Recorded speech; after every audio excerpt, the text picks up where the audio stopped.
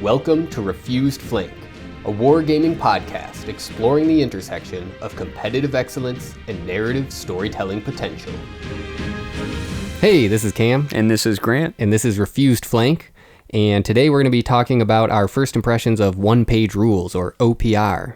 Specifically the Grimdark Future variant, so to speak. Yeah, as we'll talk about, there's quite a few variants of this, but I've actually, I think, only played the Grimdark Future variant of it. So that's specifically what we'll be talking about. And the trigger for this episode was a game of it that I played a week or so ago at the time of recording.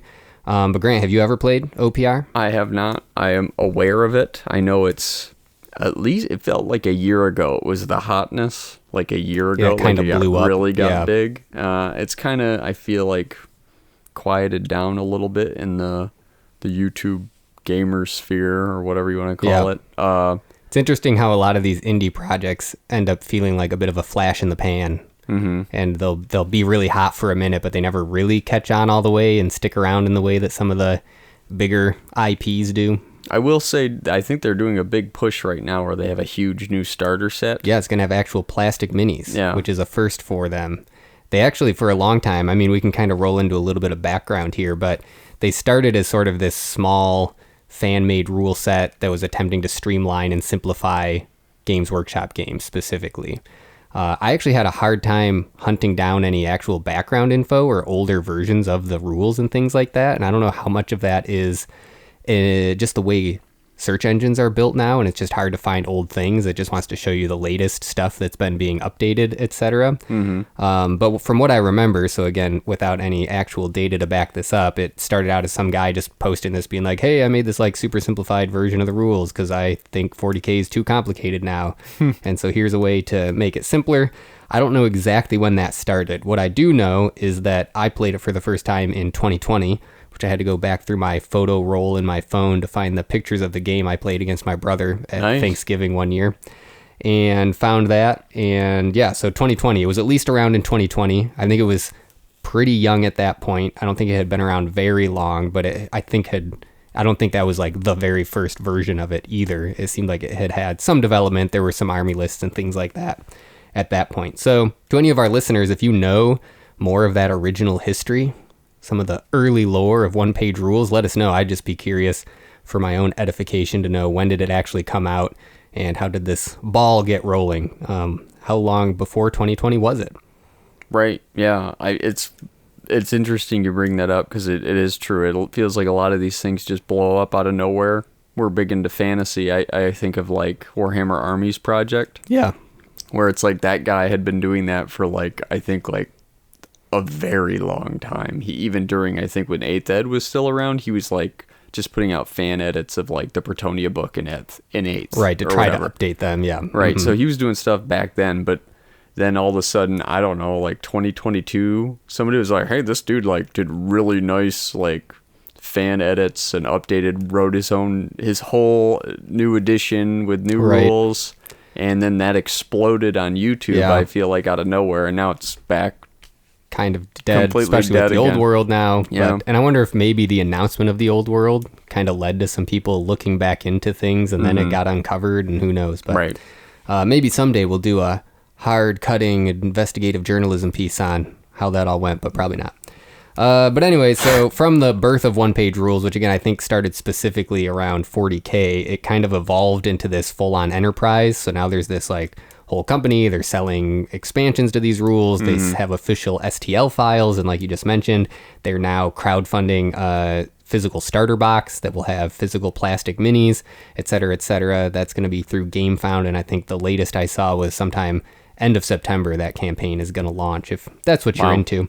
But yeah, I mean, it looks like it has a lot of stuff in there. Who knows what the price point will end up being. I don't know that they've announced that yet.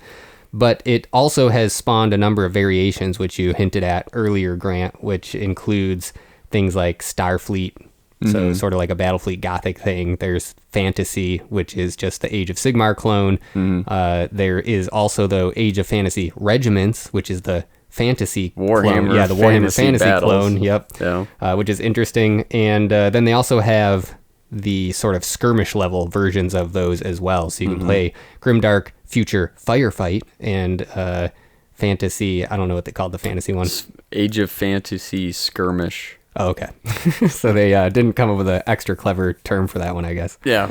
But either way, those are then sort of like your Warcry or Kill Team level if you're trying to equate it to a GW rule set. But I really think that they play more like a basic, even like the Warhammer Skirmish in the 6th edition fantasy rule book. It's more like that, where it's like much of the same mechanics, just scaled down to individual dudes instead of units of guys. Right. And the way that these rules work, I think that works pretty well, because you can just as easily make a unit be 1 model as 10 models. It's just sort of like it has 10 wounds or 1 wound sort of a thing that way. I didn't look too closely at the skirmish stuff, so I don't know how much has changed. But from what I remember in the past when I've looked at it, it was pretty much just like all of the rules across all these variations are more or less the same, so that you can pretty much slot between them pretty easily. And most of those mechanics are going to be shared. I looked at the Age of Fantasy Regiments one in prep for this episode just to see the difference between the Grimdark Future one. And yeah, a lot of the core is the same. There's differences in how you form units, of course, and there's like the ranks and stuff. But a lot of the terminology and combat resolution type stuff looks to be pretty much the same. So, yeah. I think I saw somewhere introducing a new campaign, like narrative campaign mode that you can play in. Yeah, things like that. They sell like little expansion books and stuff, and pre-written campaign things, which is kind of cool.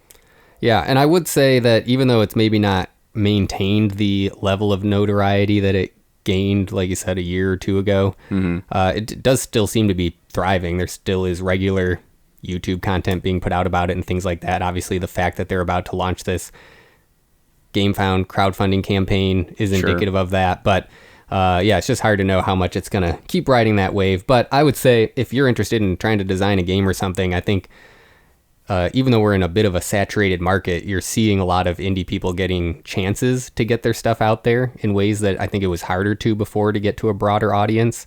Another example would be Nordic Weasel Games. This was a guy that just was releasing self-published stuff on Wargame Vault for many, many years, and only just recently got picked up by Modifius for his like 5 parsecs from home, 5 leagues from the Borderlands rule sets. But those were just like one set of the games that he developed.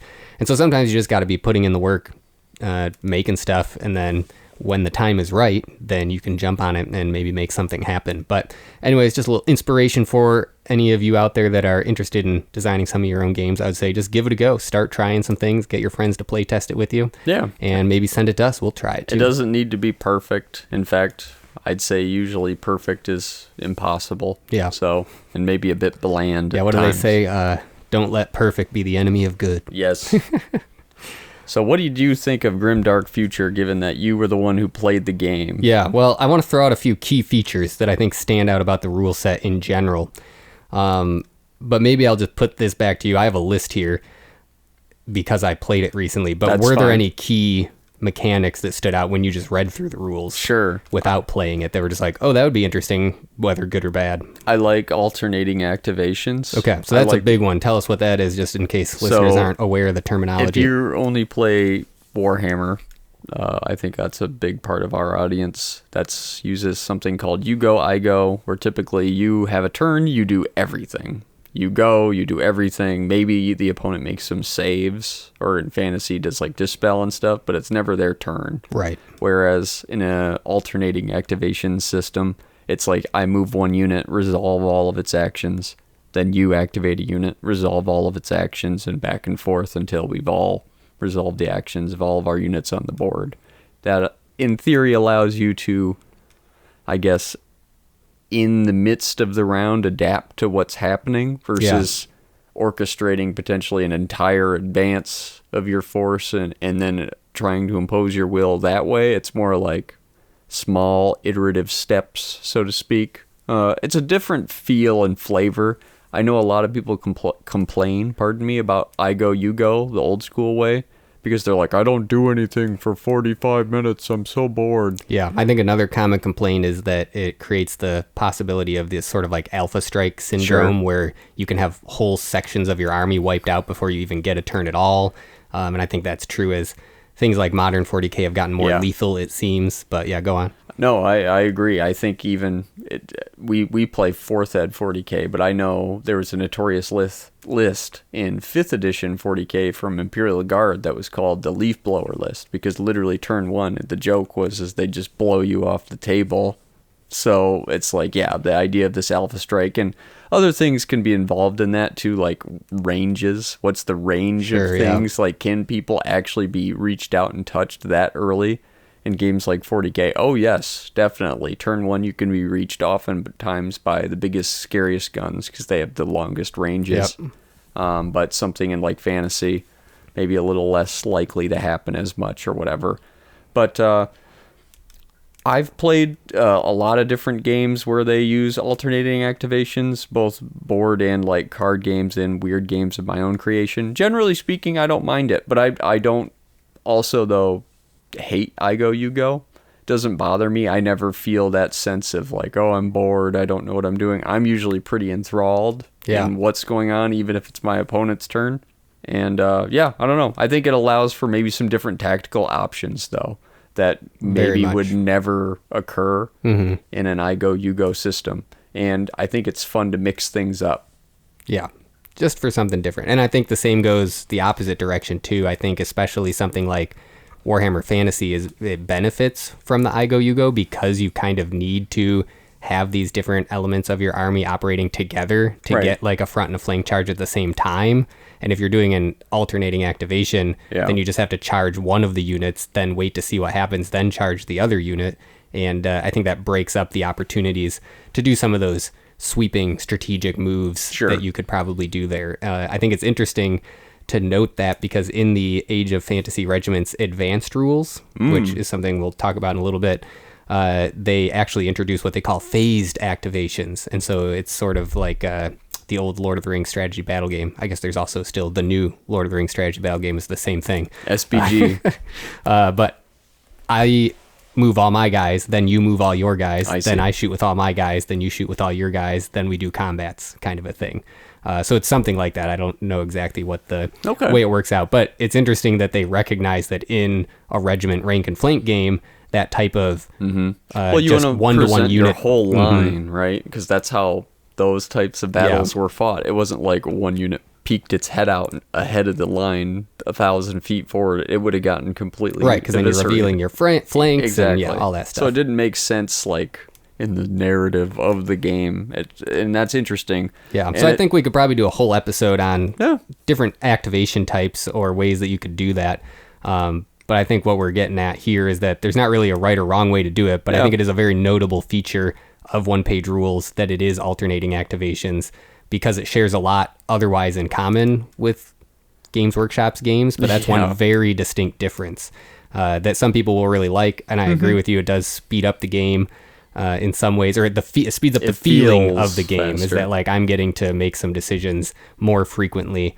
And so some people really appreciate that. But I think that it does go pretty well, especially in the grimdark future, with the simplicity of the rules generally as well. Yeah, the idea of the concept of like flanking. Sure, you can flank somebody, but it's not really affecting the game mechanics very much. So that whole sort of situation and units are kind of moving in loose formations. It really doesn't really need I moved my whole army. Yeah. It's not gaining a lot. So I think sci-fi type games can benefit a lot from this. But yeah, no, I've no further thoughts on activation, I guess. I could belay that. Another thing that stood out to me was I like how movement was really structured pretty easily. It's like you have 4 basic actions. You can hold, you can advance, you can rush, which is like double move, but you can't shoot. And then charge, which is double move, but then you can end in melee.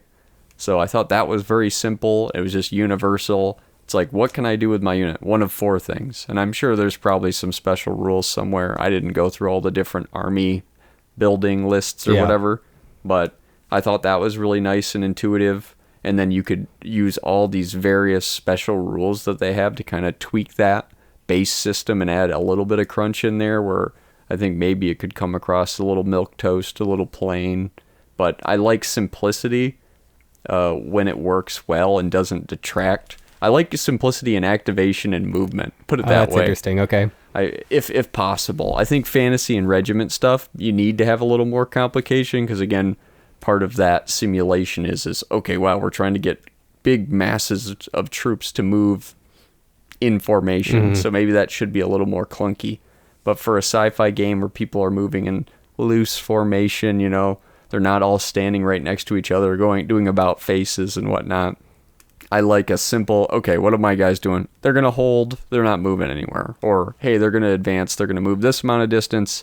Doesn't matter if my guy's a alien cyborg or a space marine or whatever, we just move 6. I like that.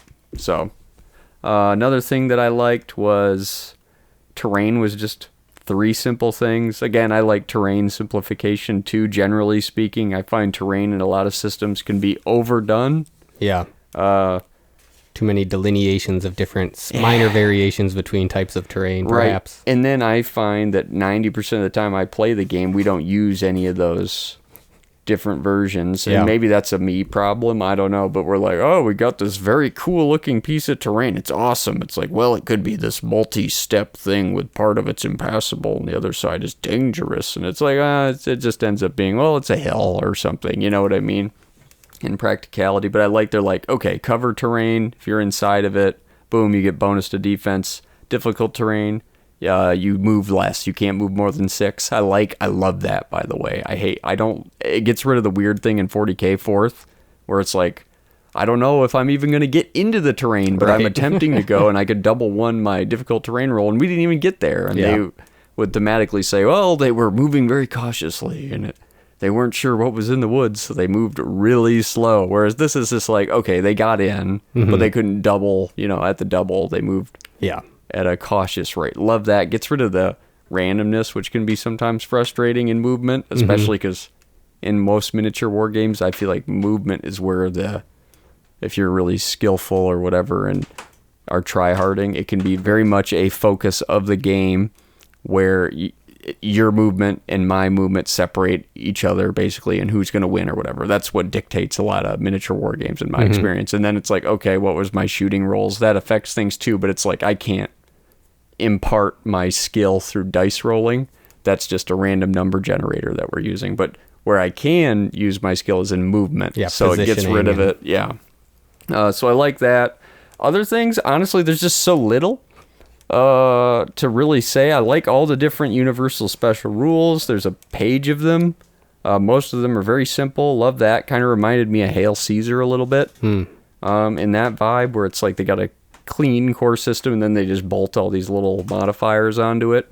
But that was most of it. Nothing else really stood out. I was a little confused though, and I had a lot of questions after reading the 2-pager core rules, and then I ended up reading the beginner's guide, which is not 1 page. It is actually 15.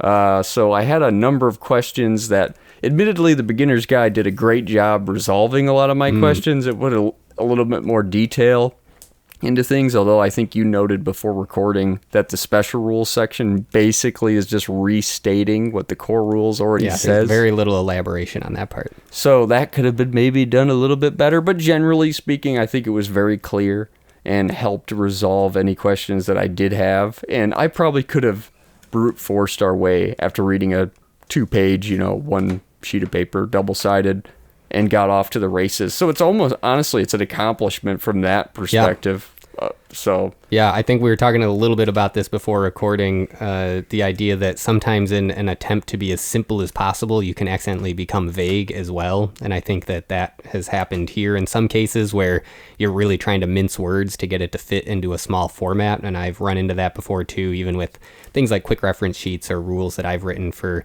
my own games. And sometimes, you just run into that problem of I took out too many of the words and now I've lost some of the clarity of what I was trying to say, actually. Yeah, that's a good way to put it. Brevity is the soul of wit, but we've kept the soul, but maybe a little bit of the wit has left us at times, I feel like, here. Because, especially I got confused around some of the melee results stuff and all that. Again, I think the what is it called? The beginner's guide did a good job clarifying that. But if you were to literally just say, here's the 2 rules, here you go, I feel like especially even new players who had never played a war game before would have some questions. And maybe they acknowledge that. They do call this the beginner's guide after all. So yeah, it's interesting that with their name, one-page rules, they're kind of now beholden to making sure that their core rules always fit on one sheet of paper, which, as you pointed out, is technically 2 pages if that's how you count it, because it's a front and back, but one sheet of paper, so we'll give them that. Sure. But the funny thing there is, like, yeah, they eventually got to this point where they did give that up to create this beginner's guide. They've created these advanced rule books and things like that. How long are those? Do you know? I'm just curious. I don't know. They're behind a paywall. They're like $4.99 or something. Okay. So I haven't bought any of those yet. But anyways, they add a bunch of stuff there. And so in some ways, if that wasn't their name, they could give that up and just say the beginner guide, that's just the core rules. And that's just now a normal core rule book for a normal, relatively rules light system, even coming in at whatever you said, 15, 16 pages, something. Yeah. And then the 1-page rules version of it really feels like a quick reference sheet. It's like a rules summary, essentially, rather than being the full rules. So yeah, it's just interesting how what they named themselves has sort of painted them into this corner with that type of a thing. But, I guess they're making it work. So. I feel like they're almost like the anti-GW. It's a very modern take. Games Workshop is it's the 800-pound gorilla in the room, and they have these huge books, and admittedly, usually the giant rule books, half of that's lore and other stuff, so really the rules are probably only a quarter of the total rule book often, but it's just like, even that's 60, 70, 80 pages at times. This is just like, how can we get away from that? And it's like almost a response, and then there's this, a rebellion, that's a better word. And then they're the same way with their miniatures. It's like, we don't want to do all this weird, really expensive stuff and you need to have all these miniatures. We'll just put out STLs. Boom, you buy them, just the file, you print them yourself. Yeah, and it's as many great. as you want. Exactly. Yeah, so they've embraced that 3D printing. It's honestly interesting that they're now doing the physical starter set. Yeah. But perhaps that combined approach is sort of the way of the future. And the fact that they've gotten on board with 3D printing early, who knows, maybe in a few years that actually will be something that gives them more staying power than GW, who has so far refused to engage with that space at all. Yeah. Well, I think part of it's because like people like me exist. Now you have a 3D printer, and we've got a few other guys who have 3D printers in our group. I do not have one. So I leverage you guys a lot. But for somebody like me, without having to like bother you or whatever, be like, hey Cam, could you print me this? Something like that starter set would be really helpful. Exactly. And I think a lot of those people exist, and they don't always want to go to Etsy to buy something over and over, because then at that point it's like, well, I'm almost paying GW prices again. Right. So. And when it comes to 3D printing and Etsy and things like that, sometimes you don't really know what you're going to get quality-wise in terms of the print quality or the material quality. Or the scale even sometimes. That too. But when you go to that high-impact polystyrene standard, like hard plastic, there's sort of a baseline level of expectation of what that material is going to feel like, act like, etc. I'm assuming that's the material they're using. I guess I don't really know. It's probably an injection mold plastic like type that. Thing, yeah. But yeah, I think you also, in mentioning the idea that it's sort of this reaction to the GW approach to writing rules, I think that's interesting because they've sort of both fallen into similar pitfalls by going to the opposite extremes. I think Games Workshop has become overly verbose in their attempt to be clear, and 1-page rules has become maybe too vague in their attempt to be clear and simple. But you can see that, in things like the FAQs coming out around the old world, and how many things people are like, well, you said it this specific way and chose this specific word, and so that means that I can actually do this. And they're like, no, that's not what we meant. Or, well, I guess we did write it that way, so I guess we're going to have to just go with it for now until we make a new rule book. And so then there's some weird interactions you get that way. So the more words you use, the more possibility there is that you say something you didn't actually mean to say, or you picked the wrong word to say it. So yeah, I think it's interesting just to see that similar pitfalls in terms of a lack of clarity, but just from opposite approaches. Right. And I think that's where, even though in our discussion about Hail Caesar, I complained a little bit about saying too many times in the rules that, well, you'll probably just have to ish it and figure it out for yourselves and use some common sense. I think ultimately when you're playing a war game, a lot of it does come down to that. And trying to just recognize the intent behind what the rules and mechanics are attempting to model, and whether or not what you're doing actually is in line with that, and if it makes any sort of sense to be doing that.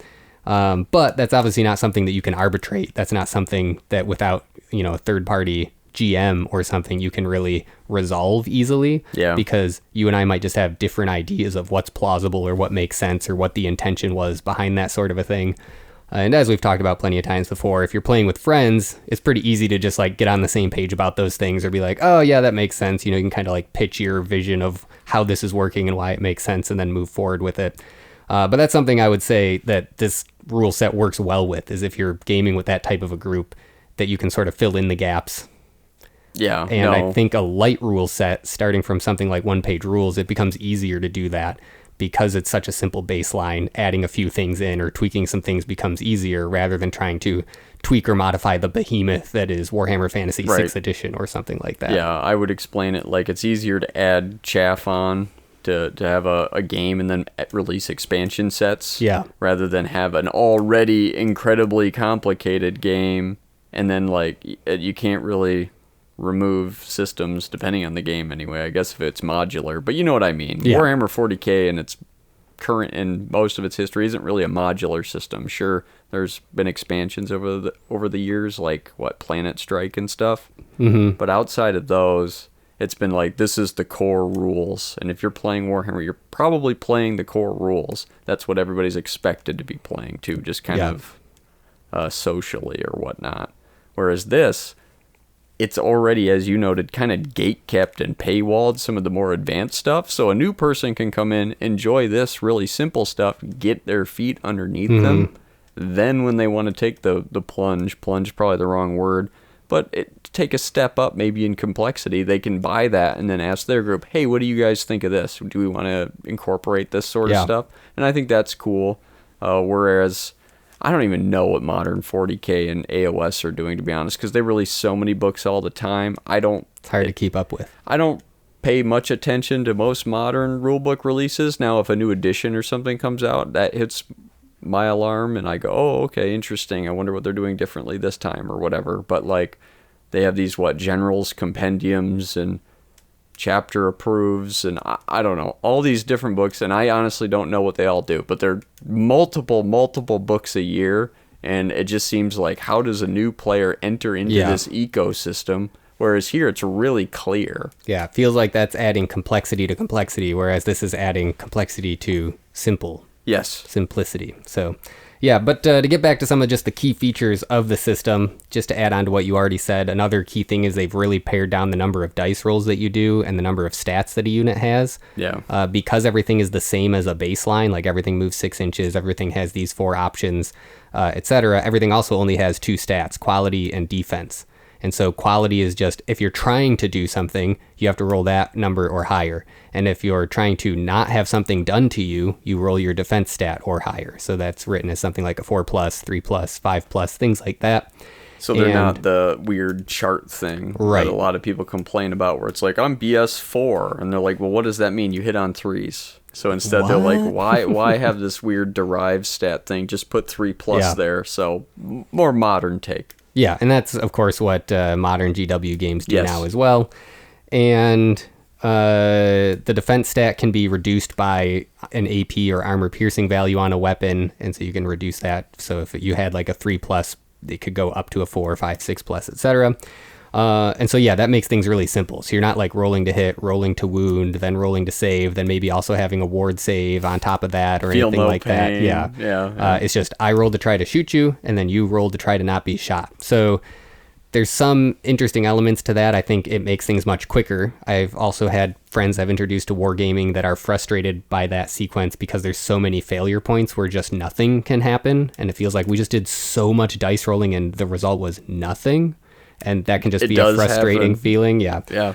So I understand that. So I think that this helps solve that issue if that is an issue for you. Sure. And makes things go much quicker. So I can just look quickly, my squad rolls this many dice, and I just need to get a quality stat roll, and then you roll this many dice based on the number of hits I got to try to block those with your defense stat. Another key feature is that 1s always fail and 6s always succeed. which on its face sounds pretty like, oh, that seems fine. The one weird interaction that creates is everyone essentially has a 6+ ward save then, because, or I guess I don't know what you would call it, invulnerable save or something. Your armor save can never be reduced lower than a 6. Correct, because you always get to roll your defense save, and a 6 always succeeds. So you'll have weird situations where you have a mook who's got a garbage armor save, gets hit by a tank round, or anti-tank round rather, and he can still save on a 6. Yeah. So. And I think like the direct comparison you could say would be that like a barbarian in a loincloth has the same chances of surviving a plasma gunshot as a space marine. Right. So like no armor versus power armor will have the exact same percentage chance of surviving a plasma gun, which on the one hand I can see like, okay, well that's supposed to represent that like the shot actually did ricochet or it went wide, and you know, maybe you're modeling something like that. But when you only have 6 results possible, that seems like a pretty high probability of that type of a thing happening to a very powerful weapon that you already had to roll to try to hit with. And maybe paid extra points for. Yeah, exactly. So that was the one weird thing that I found with that particular rule. As we've already kind of mentioned, everything starts as the same. Everything has 1 wound. Everything moves the same. But then the special rules adapt that. So things like a vehicle is only a vehicle because it has the fast characteristic and a bunch of wounds. Right. But otherwise, it could literally be any model. You could just have it be like a big monster that has a bunch of wounds and moves quickly type of a thing. That goes hand in hand with another aspect, which is it's miniatures agnostic. Yep. And so you can kind of use whatever miniatures you want that you feel like fit the stats.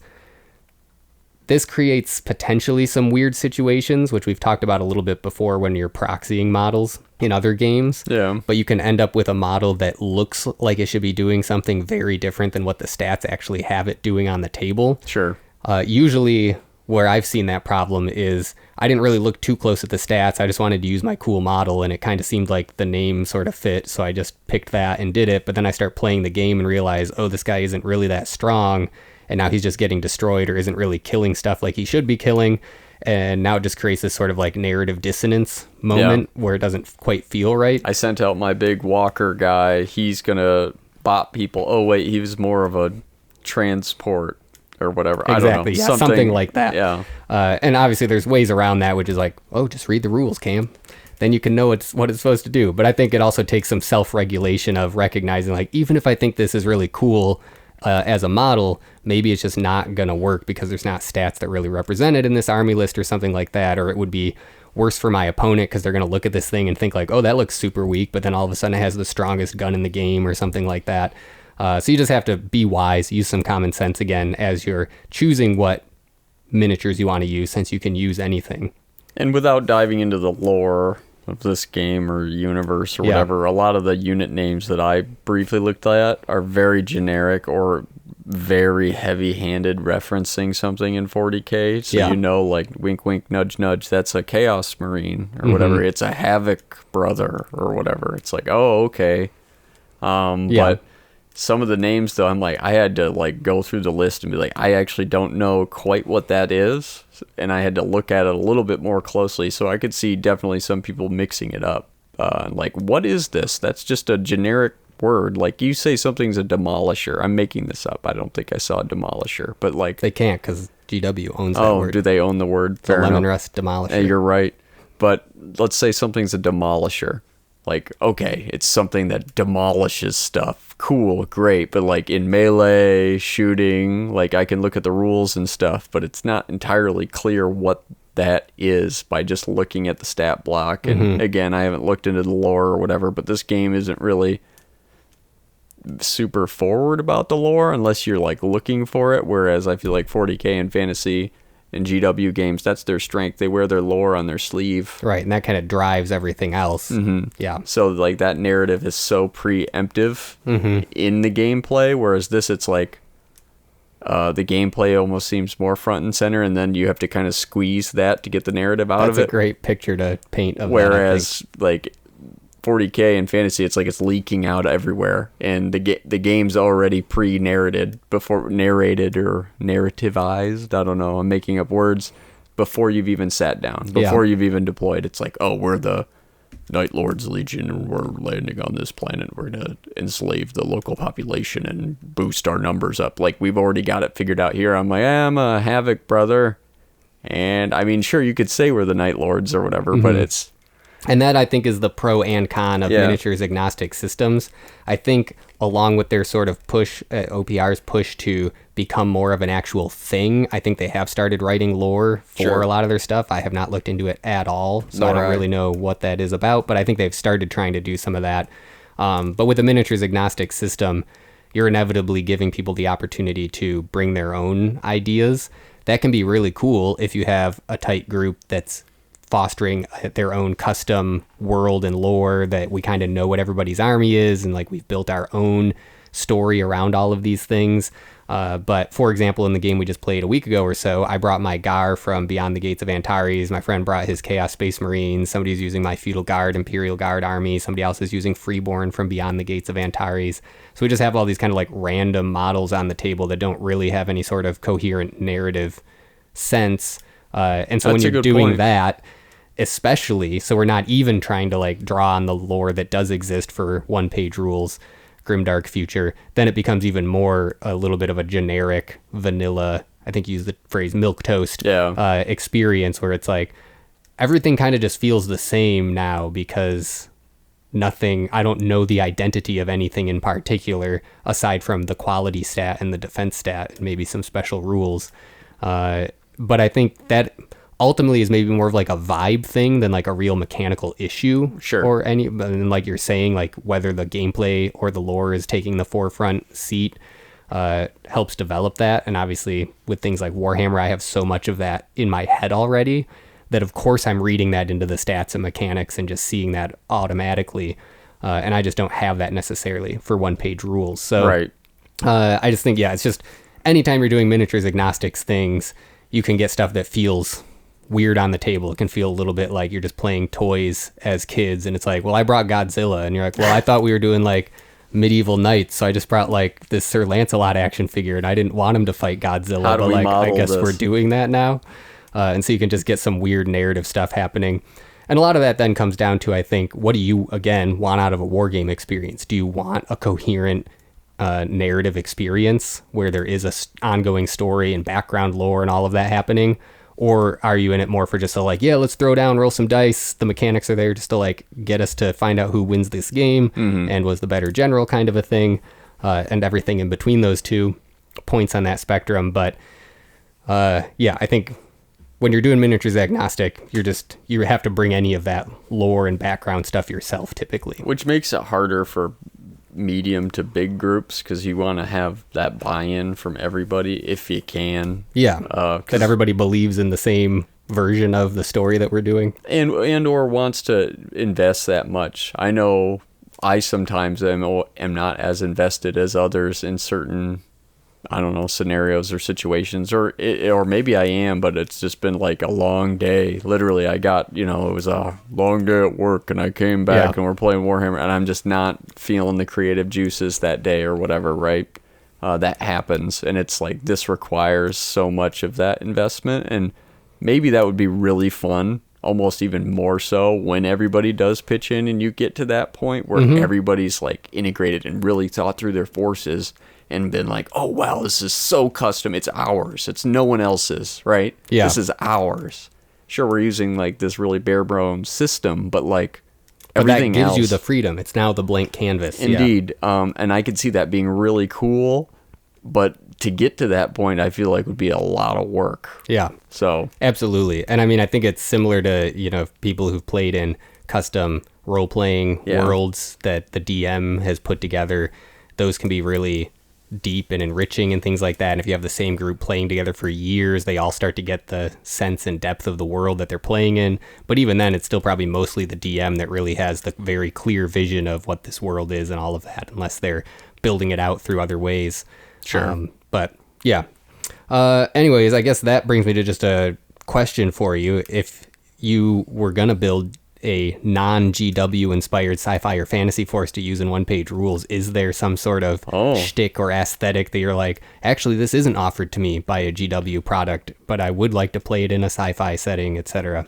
Okay. Do I have to like pick based on one of their forces? Absolutely not. This is more just thinking like aesthetically models, like a vibe or lore sort of a thing that maybe you've seen in something else that just isn't modeled.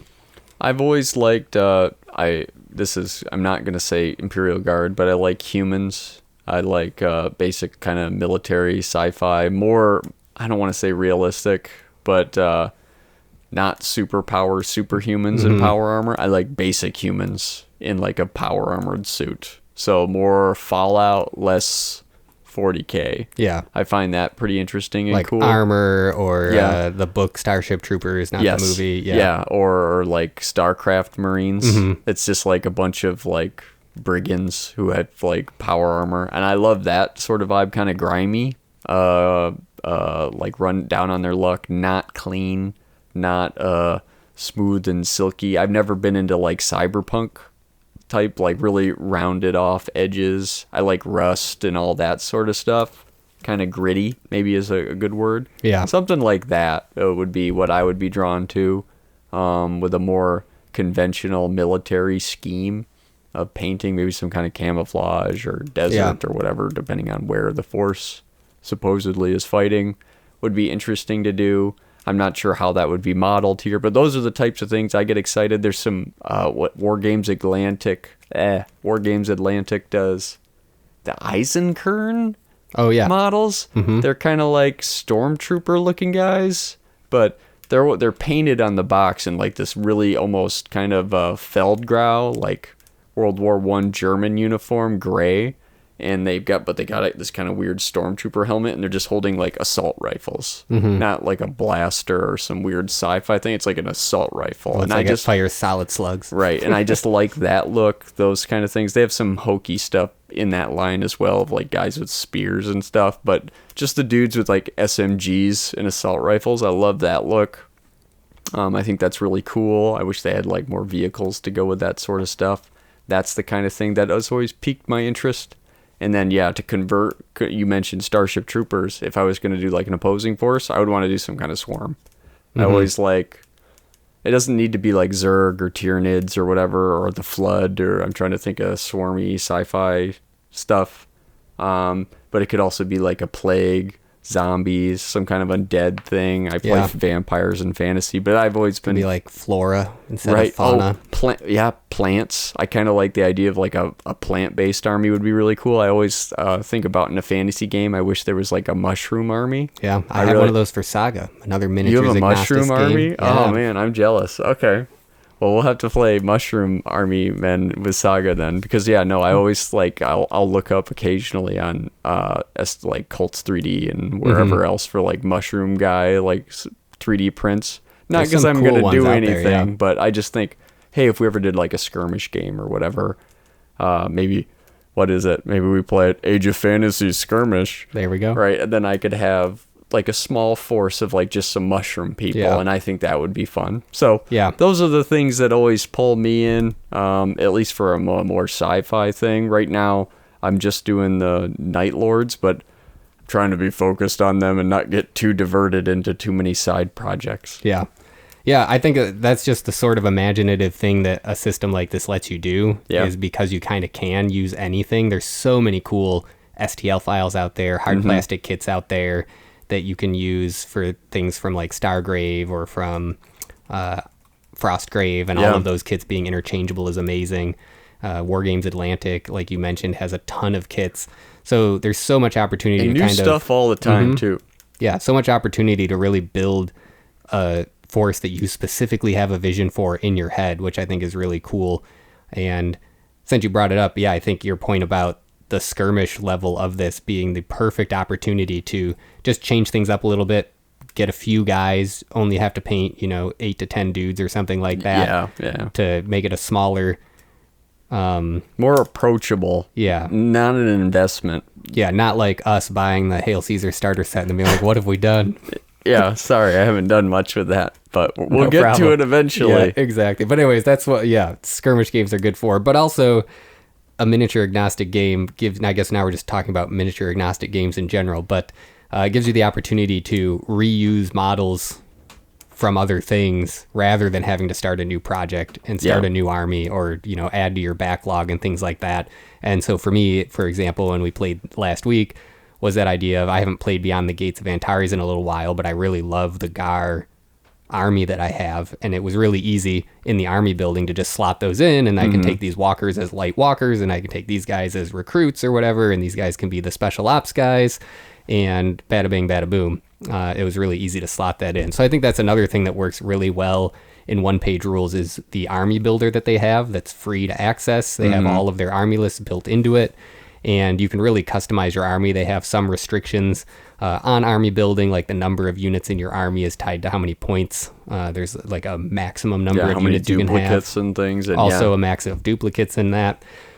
But within that, it was really easy to kind of build out whatever I kind of wanted. You could click through a few of the army lists and see what sort of units and options do they have available that feel like they represent the types of weapons or loadouts that are on the models that I already have. And that was a very fluid and fun process. I think they've also retained a decent amount of granularity in loadout options that have individual prices, so I can pay specific points to get this upgrade on 2 guys, or I can spend more to get a better upgrade on those guys, rather than the modern 40k version of it's like, well, they can just all have whatever loadout they want, and it's the same points for the squad kind of a thing.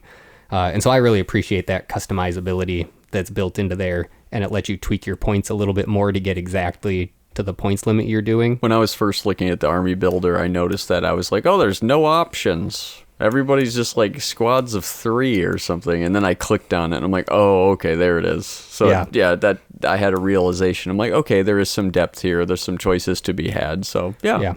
That is my one gripe, is the squad size is fixed. So you buy a group of 10 guys, and then if you want more, you buy another group of 10 guys. But you can combine them. And you can combine them into a group of 20, but you cannot have 15. Right. That is not allowed. And so for me, again, I just like that level of granularity. Maybe it's just because I like rounded point levels and getting exactly the points limit, because it just feels nice, I guess. Well, sometimes you want 8 guys in your unit sworn to Khorne, because that's Khorne's number. Or well, whatever, there you go. Right? There's a good lore reason for it. Lots of silly reasons you could do things or whatever. So that'd be my only complaint about the army building thing. But yeah, the fact that that's free and it's just got the depth and customizability that I want. I think it's fun, like you've said before, to just hop on and do some list building just to see what could go together, what kind of options there are, that sort of a thing. And then it also can generate a printout page for you that could be unit card styled or just like a table that then you can have for reference with you, which is really nice. It has all the special rules listed out and things like that. So it makes it really easy to get into the game. So I think that's pretty great. I think also if you pay for their Patreon subscription or something like that, you can get access to a custom unit designer. Oh, really? So you can kind of like build out your own unit and it'll give you a points cost, which is cool. I know that was something at some point. That's I pretty assume cool. It's still a thing. Yeah, I would think so. But yeah, overall, I think I would say my impression playing it is that it's definitely improved since I first started in 2020. Things have streamlined a little bit more, especially in the army building process, I think. There is a sense of limitation at the beginning. In the very basic rules, you only get one mission, but there are a free mission card expansion play variant available that you don't even have to pay extra money for that expands on that. Or you could make up something. Yeah, which hopefully, listeners, you have plenty of inspiration from all of our examples of custom scenarios, so you can start doing that yourself if you need to. But even that being said, the basic scenario was a lot of fun to play last week. You have a variable number of objectives, and you're fighting over them, and whoever owns them at the end of the game wins, or the most of them, etc. As we mentioned, I think there's some vagueness in the simplicity, but with the number of online communities and YouTube videos around this, it's pretty easy to find answers to those questions. One example would be we messed up how casters worked in our game and didn't realize you could spend extra tokens to modify the dice roll, plus or minus, etc. But that was just a minor thing that, we got cleared up because I went and found the answer on the Facebook page or something. Yeah, I think we did a 4-player team game, so 2v2, which the rules aren't really written for. I see. I wondered how you did that. Yeah, so from an activation perspective, we kind of had to make something up, because we just together pick one unit from our army to go, and then you two pick one army from yours to go. Right. But what we ended up deciding was we would sort of retain our individual forces, and then player 1A would go, then player 2A, then back over to 1B, then back over to 2B. So there was still a fixed player turn order. And they were kind of across from each other at least a little bit or whatever. Not necessarily. Oh, okay. Our forces were split up across the battle lines and things like that, which played into some of the strategy as well, because that way you could be activating things kind of anywhere on the table. But that kept people involved. I think nobody was necessarily waiting just because it's like, well, it would be better if I just kept moving my guys so you can just wait till the end of the turn and then move yours. It's just like, no, I get to move one of mine now because it's my turn. Sure. And that was just a really simple way to do it. But I think that's another great example of when a game is simple like this, it's really easy to just on the fly kind of like modify something like that because there's not a lot of mental burden already just to understand the basics of the game. So making a change like that is like, oh yeah, that we can think through this pretty easily. You're less likely to get weird rules interactions from making changes like that, which we've run into with like fantasy where it's like, well, now the magic system is completely shot if we're doing a multiplayer game and things like that, which we've tried some different variations of, some of which I think have worked pretty well. But yeah, overall, the game flowed well. We spent very little time referencing rules because we all did get up to speed pretty quickly. People had their reference printouts, so it was pretty easy to figure out what was doing what. And did the battle feel fun? I think so. I think the simplicity of the rules kept the focus on the action and what was happening. And so we weren't thinking as much about the pedantics of the mechanics. Right. But rather just what cool things we wanted to do, and then the rules made it easy to try and do them. I see. The downside to that, I think, is that occasionally, well, let me give a couple of the good examples. So, for example, the Feudal Guard Company Commander took the dog companion upgrade. Cool. And that's not a model, but we put a model of a dog with him because it's just cool. Yeah. And then followed him around, and he was leading a squad of conscripts, essentially. So like the worst of the worst dudes. I think their quality was 5 or 6 plus, and their armor was 5 plus or something like that. So really bad, yeah. And they ended up going up against this big crawly chaos machine thing. This was an example of where maybe the stats that were chosen for that chaos crawly machine didn't really do it justice to what it kind of looked like it should do. I see. And then this unit of conscripts held it up for like 2 or 3 turns or something like that, which was wild. But it created this heroic, cool moment where the company commander with his trusty dog by his side are holding off against this huge monster. They eventually succumb to its attacks and things like that. But being able to have that dog and sort of focus this narrative moment around them trying to protect their dog, this like their company mascot or something like that. Did the dog die? Well, it can't die because it's not a real model. But we'll say in the narrative, though, he ran away. We said he got captured. Oh, okay. So there's a final picture in the game where he's on top of the Chaos Predator, which I think was just being used as an APC. I like it. So that would be one example. Another was battle tank rammed an APC on the last turn of the game because there was a chance that it could take out the last wound and cleared off the last objective to break the tie. And it didn't quite work, but it was just like an awesome thing to like, cool, yeah, I want to try to ram this thing with my tank because that'll just be fun. And then there's an easy way to do it. And so... Whereas in 40K, it's like, do you want to try tank shock? It's like, well... All right, let's go read the rules again. Let's go get the rule book out. Yeah. So I think there's a lot of those situations where you could a lot more easily just be like, I want to do this. And then there was an easy way to resolve it if you restricted yourself. One thing that one of our players kept saying, which we then all kind of caught on to saying, was, that sounds too complicated for this game. And then we would just simplify how we ruled, how it was going to happen. And then it always was fine. And we just went with it and had a good time. But that did create some weird situations. So the simplicity of the terrain rules, for example, meant that we saw vehicles just like driving up and over cliffs and like doing crazy pivots where it's like, I'm going to shoot my flamethrower this way and like drive the complete opposite direction and then like land over here. And some physics and gravity defying activities from the vehicles. Especially for the models probably in use or whatever. Yeah, exactly. So inevitably you're going to get some weirdness with that, I think, with simple and miniature agnostics rules where you're just not... You don't have the mechanical complexity to model the specifics of tank movement and things like that. Sure. Which it's interesting even comparing something like 4th Ed 40K to earlier like Rogue Trader, where you were actually doing math to calculate the turn radius of a vehicle and things, and they like got rid of that. And now we think like, 40K 4th edition is so complicated because there's armor facings. So it's just, interesting to like, where are you putting, where's your anchor point for this relative sense of what's complex and what's simple. But yeah, I think there's just a few of those kind of weird things from the simplicity of the rules.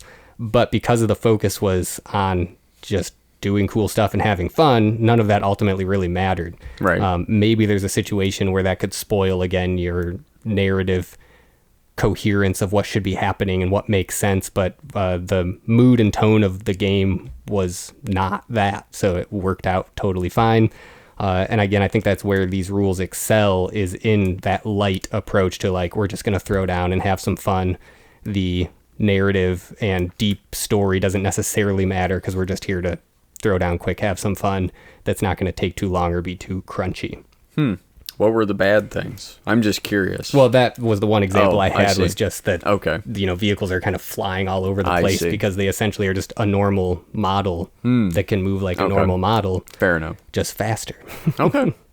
So yeah, just some weird things like that. I already mentioned the thing about the 6+ invulnerable save kind of thing. Also ended up feeling a little bit weird. I'm sure there's some strategy with that, though, where it's like you take mooks to kind of counter the guys with the special weapons. Is. Mechanically, there's no problem with it. I think for me, it's purely a narrative dissonance thing. Just feels that weird. You fire an AP4 plasma gun at a Space Marine and a Barbarian in a loincloth, and there's the same chance that they both survive. Just doesn't make sense to me. Sure. But yeah, I mean, if you just shed that, accept that that's true, then absolutely, it's a totally fine mechanic. I'm sure things are points costed to take that into account and things like that. So I really don't think it's probably an issue in the grand scheme of the game working. Sure. Or not. As I mentioned before, some things can just feel kind of samey, especially when you don't really have any lore or background or story happening for who's what and why. I think vehicles especially are all just a model with a 2+ armor save, no matter what the vehicle is, and then just varying amounts of wounds, which I think is the tough special rule. And then it says how many wounds you have. But that makes all of the vehicles feel pretty samey. They're just like monsters. Yeah, exactly. Effectively. And some are a little faster, and some are a little slower, and some have more wounds, and some have fewer wounds. That being said, the sameness didn't stop us from having fun, and it actually made it probably easier to have a quicker, more fluid game experience because we weren't constantly trying to figure out, well, like, what's this and how does that work and that sort of a thing. So I think it's just a trade-off, and depending on the type of game experience, could be fine. The whole thing took us only about 2 hours, 2.5 hours maybe. That's quick for 4 people. For 4 people, absolutely, and it was everyone's first or second time playing, besides mine. I think it was my third. So, yeah, that was pretty good. But yeah, I mean, from what we've talked about or what you just heard now from how the game went, did anything feel different or stick out from what you would have expected? I don't know. I was wondering how, for me, like, I'm a stat freak. I really like looking at stat blocks for all the different Warhammer units and reading the rules and thinking about how and why they were costed the way they were and all that sort of stuff. So when I see a game where it's got a stat block of 2 things, I wonder how that feels. Because I'm like, is there enough dials or knobs for the designer to turn to really make things feel interesting and different? I think we said similar things with Hail Caesar. I'll give Hail Caesar a pass because they at least had more stats than 2. And then also, that's a historical game. So for me, it's kind of trying to model something a little bit different. Right, because everybody is just human. Right, so it's like everybody's a human. Sure, there's some tactics difference and cultural differences and stuff that has led to different army styles and methods of fighting. But at the end of the day, they're all humans. Whereas here, it's like we have probably cyborgs or whatever fighting against apparently space lizards and conscript human people. But it's like, as you mentioned, we've got 2 stats. So they're like a defense 6 and a morale, or what is it? What's the other stat? Quality. Quality, thank you. Quality 5. So it's like, okay, is that enough? I guess is what I wonder. Yeah. I had the same thought, and I think it's hard for me to tell again how much of that is really just a veneer thing of things feeling samey due to the lack of narrative and lore and background versus how much of it actually is. Everything actually feels really the same. Sure. My counter thought to that was, how many times do I look at a Warhammer stat block and it's 3 3 3 3 4 3 1 1, and it's whatever. Not different. Yeah. No, you're absolutely right. And it's true. Like, do we need to have a stat for initiative? Do we need to have a stat for toughness and a stat for armor saves? And I think that's exactly what this rule set asked, and then said, no, we don't. Right. As a matter of fact. I think what it does cut down on is the number of unique interactions because obviously like a high strength thing against a high toughness thing versus a high strength thing versus low toughness but high armor, you know, those are all now different interactions. Yeah. And I think that there is if the thing you're attempting to model requires that level of detail because you want it to feel like all of those things are very different, then I think it's good. And I think that's where I like 40K 4th edition, is a lot of things feel quite different in how they're interacting with all of the different things. With the to hit is different than to wound, because my ability to hit you does not tie to my ability for my gun to kill you if it hit you, right? Regardless of who shot it. And so I think that there are some interesting interactions that happen there, but it's at the cost of complexity. Yeah, and just rules overhead, that is, and everything else. So yeah, that was my big question, and I think that's my big question. And I admit I'm coming from a background of Warhammer and War Machine, which had, I think, even more stats than Warhammer, and like tons of special rules on things, and then all the background with that. There was a ton of overhead, and oftentimes I feel like you could beat people because you just knew their armory better than they did.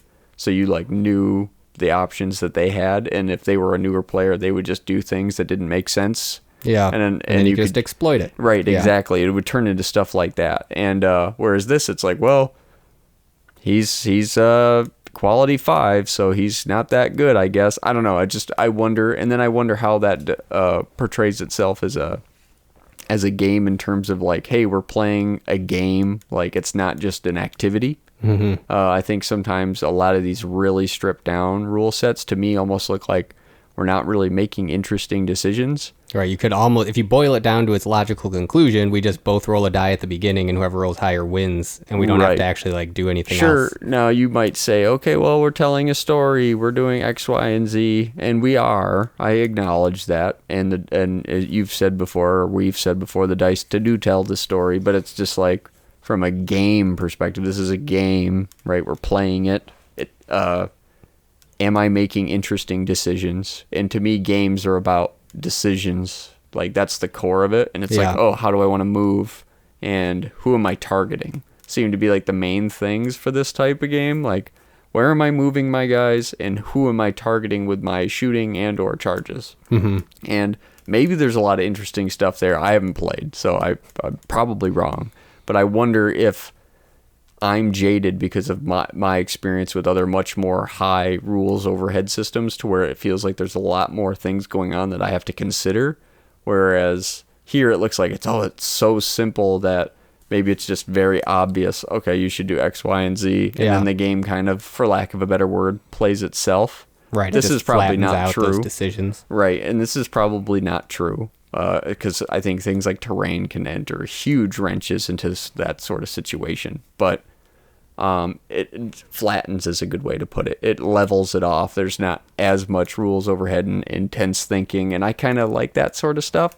So I would be curious, though, to give it a shot, of course, especially the fantasy one. I would love to, because, again, it's like mostly the same. Yeah, I think a great maybe opportunity for an episode or two would be for us to compare specifically one-page rules, Age of Fantasy, Regiments to Warhammer Fantasy Battles 6th edition, and maybe like try to build the same exact forces in both systems, play the same exact scenario in both systems, and then compare how those experiences felt and how the outcomes were different or the same. Because I think you said at the beginning of this recording, or maybe it was before we recorded, like, is the juice worth the squeeze with all the rules overhead? Or are we getting the same amount of fun out of such a lean rule set that gets you just enough to get you going, right? Or do we need to have some of this other stuff going on, the crunch, the chaff, that gives that a little bit more flavor?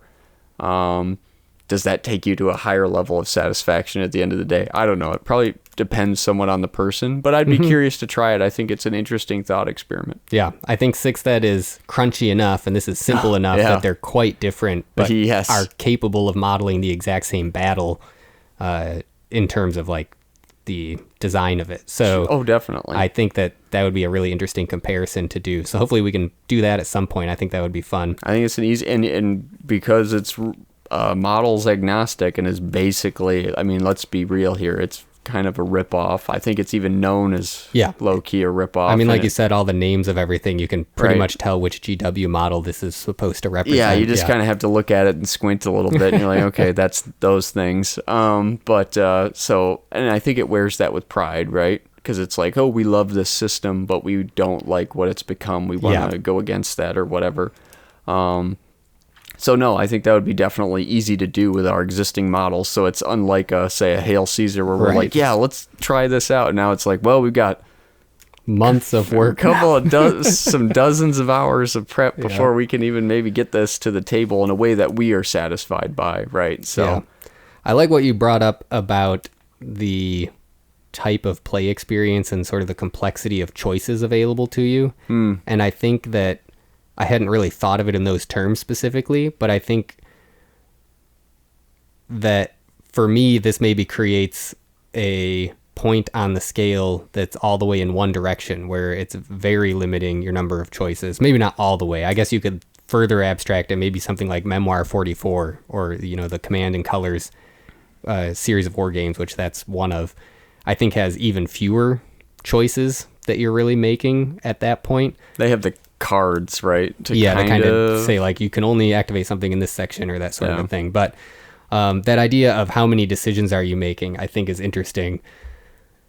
And different games are going to fall in different spots. I actually have a hard time when there's too many variables to consider, and it's difficult for me to engage my brain into a mode where I am capable of considering all of those. I can do it, but it's much more exhausting for me and then not as fun. Sure. And so I think that's one example of why I'm not particularly good at chess, is because that really requires you to consider a massive number of possible outcomes that could happen and what your opponent might be doing, what you might be doing.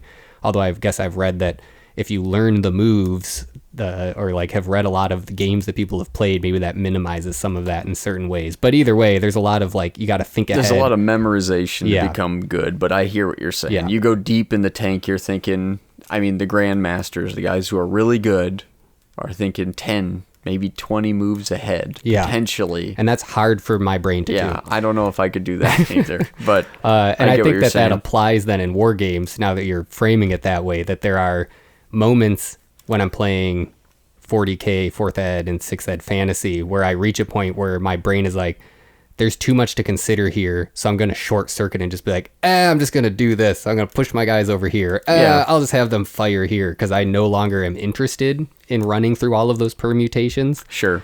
I think that a lot of people hit that point in the game. Usually it's like turn 4 or 5. I feel like it's towards the end. It's kind of leaning one way, and people are like, you know what, whatever, just go do that. It's fine. And then I think that there's other games on the other side where I don't feel engaged because I don't have enough decision-making power. Yeah. I think maybe this is leaning that way. I think that in my experience playing it last week, I still felt like I had enough meaningful decisions to make. Sure. That it created a fun play experience. Like you felt like, oh, I can move here. This makes sense to move here. And it will be better than moving here. Or whatever. I made a conscious decision to do that. And it either worked or didn't, etc. Okay. So I think there is enough here to create that. But I think I would like a little more than what this presents. I think that then brings me to this idea of the difference between simplicity and elegance. Sure. I think simplicity just pares everything down to its bare bones to make it as simple as possible, whereas elegance tries to maintain depth without complexity. It's intuitive or something. Yeah, I think that's definitely part of it. But that idea that there can still be depth without there having to be complicated mechanics involved. I think I talk about Saga from time to time on here, but that's, I think, a good example of a system that is elegant, where there's a good amount of depth of decision making without being a complicated rule set. Right. Their rules are relatively short, very simple in their approach, maybe almost as simple, maybe a little more complex than one-page rules, if it comes right down to it, the core interactions. But then how that plays out on the table, I think, gives you a lot more interesting decisions about how am I going to do this in this situation. I have a few more interesting choices to be made, that sort of a thing. But yeah, I think that's a good way to think about it. The idea of what interesting choices or meaningful choices do I have and at what points throughout this game. Right. Because if it feels too random, then that doesn't feel good. I had no control over it. But if it's all down to complete determinism, then that's more of a brain burn. Yes. And so there's sort of this scale from one to the other. Middle. I hear you nailed it exactly there. So something like Yahtzee, or whatever, that's probably a terrible example, but I don't know, you ever been to a family gathering, you're like, we're going to play Yahtzee. I'm like, okay, I'm going to play ball or whatever. I just am dead on the inside, and if I'm playing something like Yahtzee, because I feel like this is pure luck. This is pure whatever. I mean, even something bingo or more wargaming related, I think Risk would be a good example. Yeah, where that's largely just down to a bunch of dice rolls without a ton of strategic or tactical choices happening. But not I'm a sure ton. there is, but my brain checks out. It's not interesting. I go, well, whatever, or this is obviously the only good move to do or whatever. I'm just going to do this. Oh, it didn't work out. Okay, whatever, you know.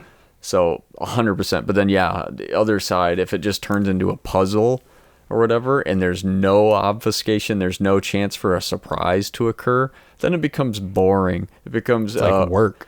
It becomes work, and it becomes something that I think it loses replay value. Yeah. I think what started killing War Machine for me, I've said this before, we keep talking about old games, but it's like I had played it so much that I could get to the point where it's like by the end of turn 2, I could kind of guess who was going to win. Yeah. Within pretty good margins, because I'm like, okay, this is likely to happen statistically. Sure, there were chances for surprises, no doubt, and we would play those games out, but it was like, by looking at the board on what's occurred at this point, this is what's most likely to occur. Because it kind of turned it almost into chess, where it was like piece trading. So it's like, oh, I'm going to go here, you're going to come, you'll kill me, and then I'll get the counter chart. See it all playing out from the get-go. Yeah, and it was just kind of like, okay, at this point, that's what's most likely going to happen. Maybe something weird will happen or unexpected, but because it was an open knowledge system where everybody theoretically knows what everybody can do at the high level or whatever, it just turns into chess. Yeah. And then it's that brain burn. It's that. And it becomes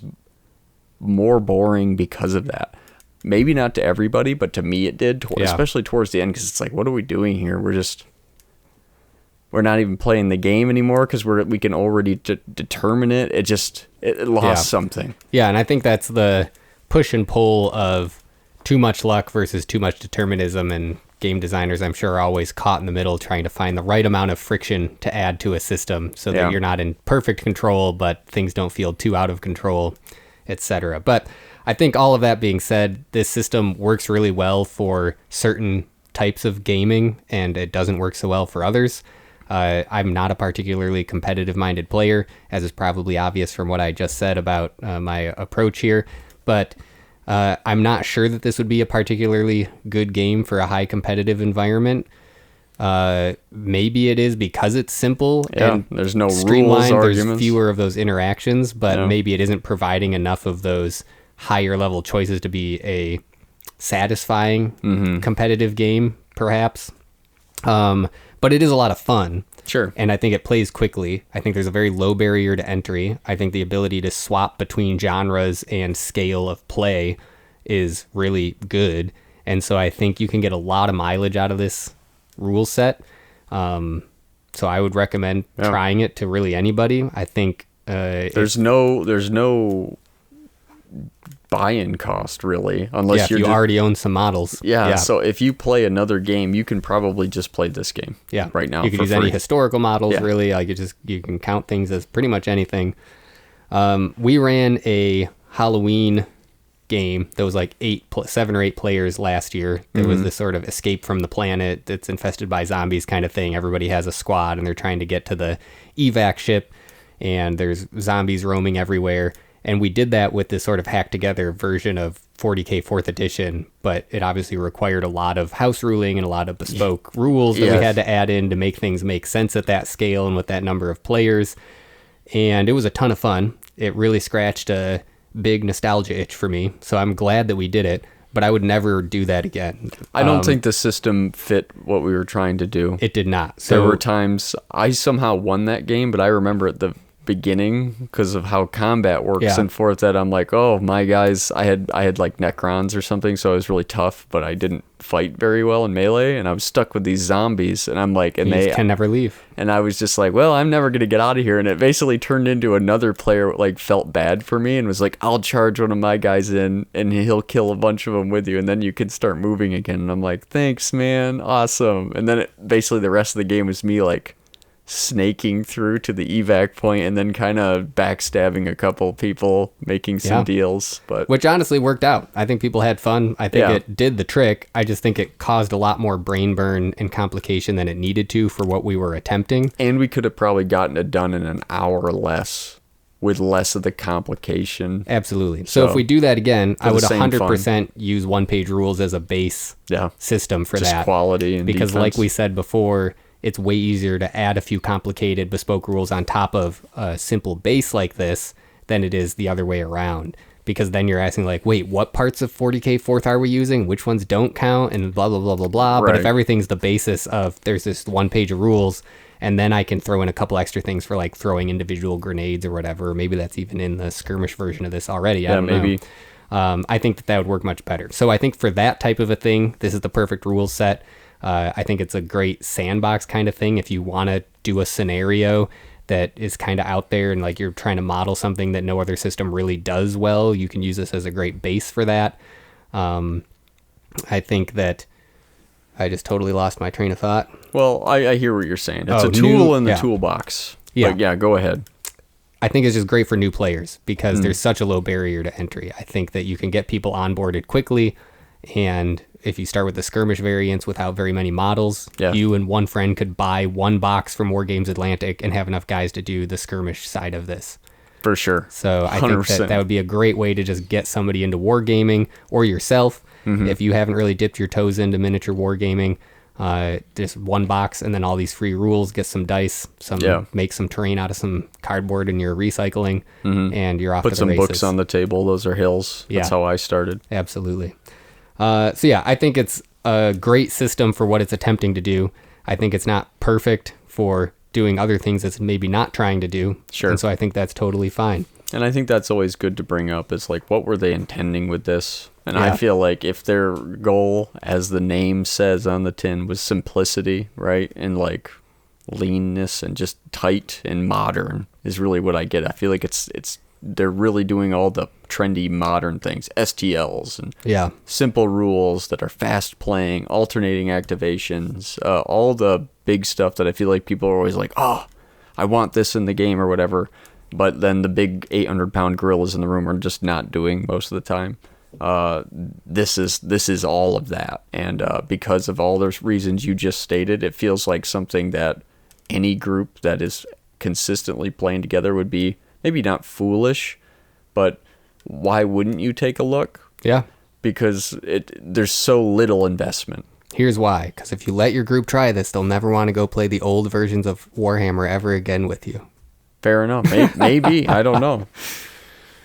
Maybe. Don't say that to the 6th Ed guys. I don't know. Maybe we'll love Age of Fantasy regiments so much that I'm going to be honest. I'm going to press X to doubt on that. But who knows? What do I know? Yeah. Well, that's why I'm just curious, because I have the same sense that I will not like it as much as I like 6th Ed Fantasy, but I don't really know why. I don't know that I could list the reasons of like what's going to fall apart or not work, but we can get into that when we get to that episode and do that. But I think a number of new rank and flank games have come out recently. Yeah, what's that big scale one that was really popular? It's larger, but it was rank and flank. I can't think of what it's called. Kings of War? No. I can't think of it. There's Oathmark, there's Hobgoblin, there's a number of these other systems that all have taken a slightly different approach to how can we make this work in a rank and flank fantasy, miniatures agnostic kind of generic fantasy setting. Some of them have a little more flavor than that as well. But I would be interested to, just kind of look through them, maybe at least even do rulebook read-throughs to get a sense of how are they approaching this differently? Does it seem like some of their approaches are better than others? What seems to maybe be missing? Because I think inevitably with an older rule set like Warhammer Fantasy 6th Ed, there's just going to be some things that weren't known in wargaming rules writing at the time that just are objectively better now.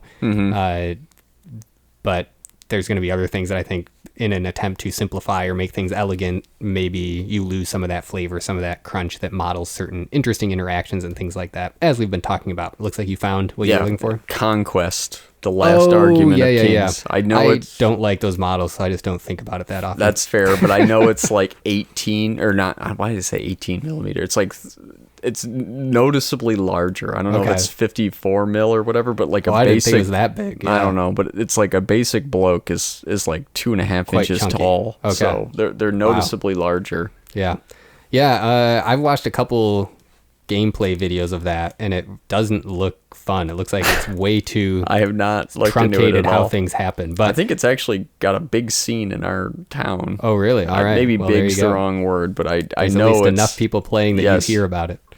Yeah, well, I think the thing keeping me mainly from that is that it's not miniatures agnostic, and you do have to buy specific miniatures, and I don't like those miniatures, so I probably will never try it. But if listeners, you think it's the best rank and flank system out there, tell us why in the comments, because I would love to know. I probably haven't given it a fair chance and probably should. But if there are other systems that you think are doing things well, trying to make things simple and or elegant, let us know as well. Are there other competitors to one-page rules that we're not aware of? Things that are miniatures agnostic and really trying to pare things down? We'd love to hear about it. Also, if there are any thoughts that you have about that idea of like what makes something elegant versus simple, let us know that. Are there any mechanics you've seen in games that really nail that elegance of depth without complexity? I'm always interested in hearing some of those as well. And if you've played one-page rules and just think it's great or hate it, tell us that as well, and tell us why, because we always want to know other people's opinions on these things. Yeah. Do you have any final thoughts on one-page rules, Grant? I have no real final thoughts. I think we've talked long enough. Yeah, I think so too. So we'll wrap up this episode of Refused Flank. I'm Cam. And I'm Grant. And we will see you next week. Bye. Bye.